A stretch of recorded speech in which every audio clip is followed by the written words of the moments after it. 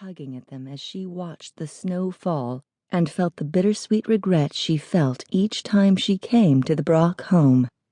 When she'd heard Graham had returned the summer before, she'd been certain she would have a chance to... What?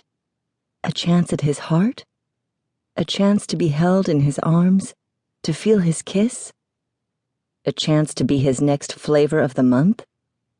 No doubt that was all she would have a chance at, and despite the fact that she knew it, still he held her spellbound.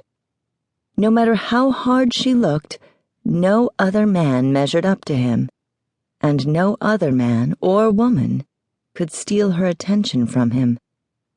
She missed him. He seemed to be absent from home more often than not in the past months.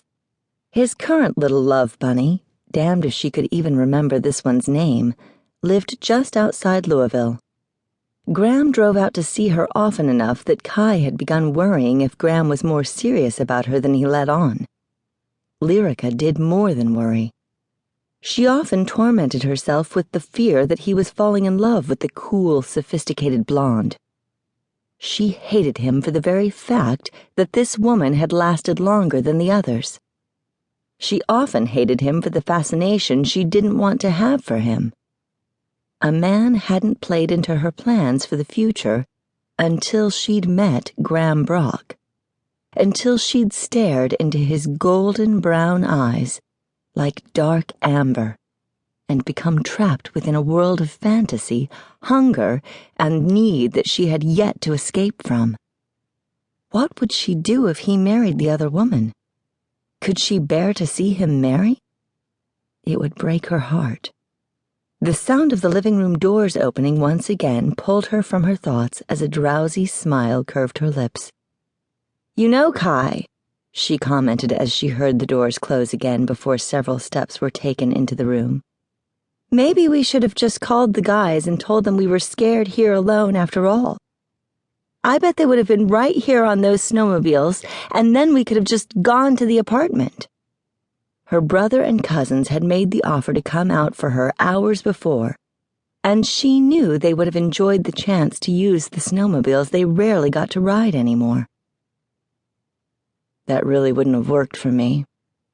Eyes wide, her heart suddenly racing in her chest, Lyrica found herself staring into Graham Brock's dark amber gaze as he stood behind the couch. He had savage features with a thin, deadly-looking scar bisecting his cheek and running into the closely cropped beard he wore.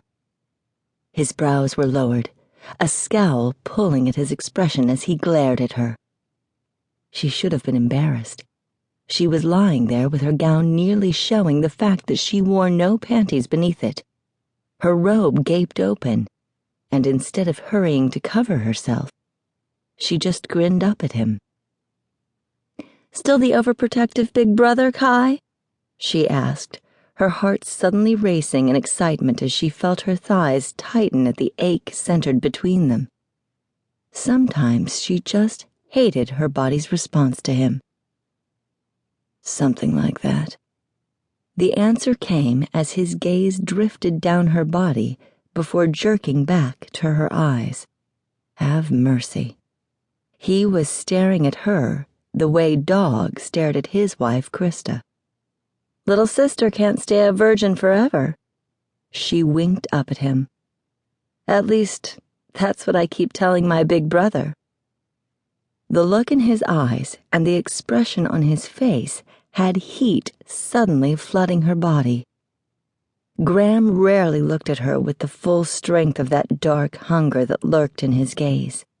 Sometimes she caught a glimmer of it, but never had she felt the full force of all that sensual, erotic hunger. She was feeling the full force of it now. She licked her lips nervously, stilling as his jaw tightened and his fingers gripped the back of the couch as though to keep himself from reaching out for her. Did she really want to be his flavor of the month? Was there a chance she could be something more? "What the hell are you doing here?"